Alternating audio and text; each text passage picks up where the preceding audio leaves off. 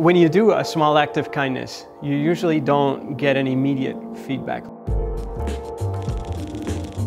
But if you stick with it long enough, then you start to see that there's these little circles of goodness that happen.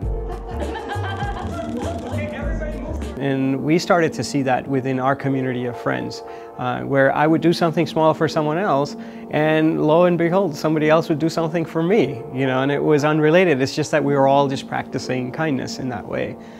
I like it, I like it. There were these feedback loops of people just connecting with each other through kindness. And maybe this is what they meant by the gift economy, you know? And we tried different experiments. So then we said, how far can we push the bounds, you know? So we started a restaurant. It's in various cities now. Karma Kitchen is a pay-it-forward gift economy restaurant.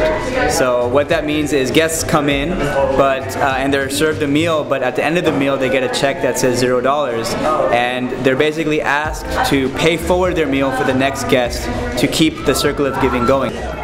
The gift economy is a shift from consumption to contribution, from transaction to trust, from scarcity to abundance, and isolation to community. Amen. It really shifts one's orientation from sort of a me kind of orientation to a we orientation.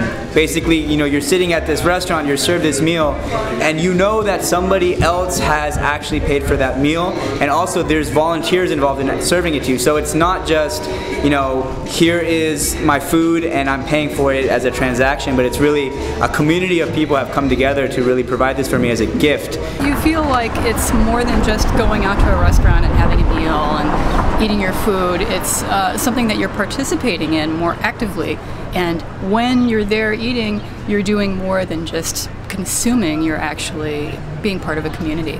Oftentimes people leave in tears, you know, they're just so blown away by the generosity and the kindness that others are showing, and they're taking that spirit and living their lives and doing things according to that spirit. It creates a whole different dynamic, and that dynamic is subtle and hard to capture, so we sometimes lose it altogether.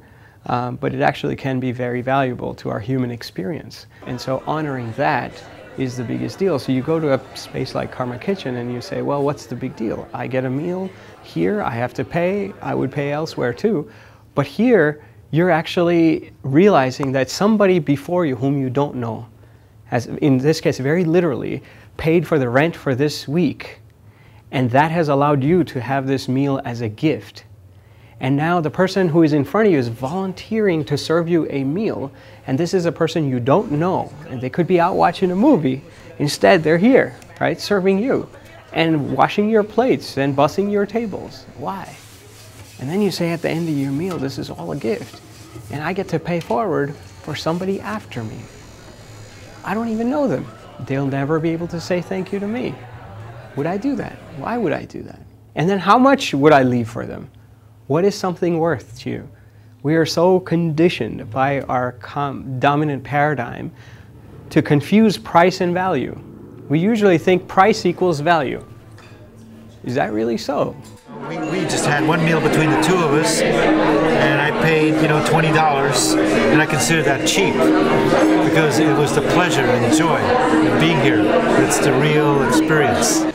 If everything is rooted in gift, it requires a quality of consciousness that all its people have to be rooted in. Where people say, oh, I received something. I didn't just get lucky if I found a $100 bill. Right? It's not just free stuff. There's no stuff to gain.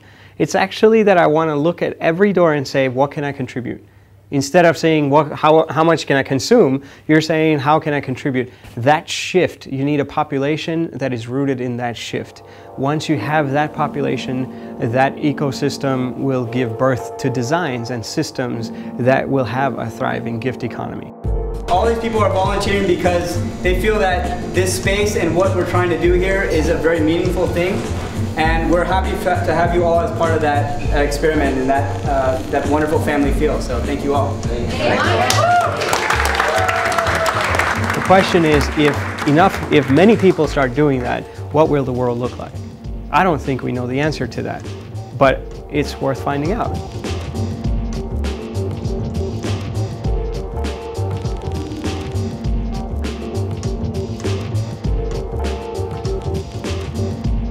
I'm a research engineer at Lawrence Livermore National Lab, and the place I work is like weapons and nuclear things, and it's like all bad karmas you can imagine. I gotta come Sundays, every Sundays, you know, I gotta cleanse myself and come to Karma Kitchen, you know. And it's not about how much you have or how little you have.